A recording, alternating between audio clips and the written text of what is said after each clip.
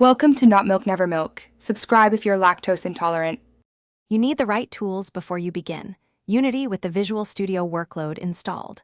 Once installed, open Unity and go to Preferences, External Tools, and set External Script Editor to Visual Studio.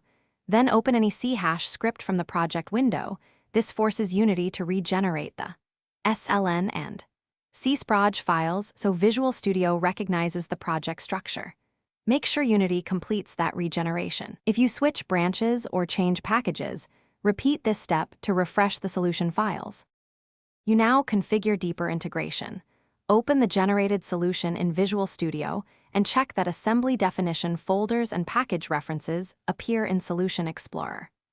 Back in Unity, enable Editor attaching with an external tools so Visual Studio can connect.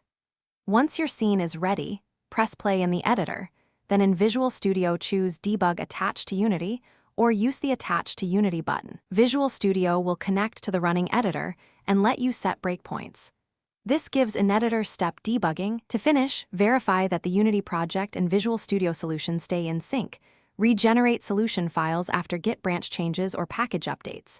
Make sure source files and compiled assemblies share timestamps so the debugger matches breakpoints. If Visual Studio or projects fail to load, close both apps, delete the VS folder and sudo files, then reopen the SLN. One key troubleshooting tip: if breakpoints don't hit, toggle editor attaching off and on, restart play mode, and confirm the correct scripting backend and API compatibility level are set. Thanks for watching. If this was helpful, leave a like and consider subscribing. See you next time.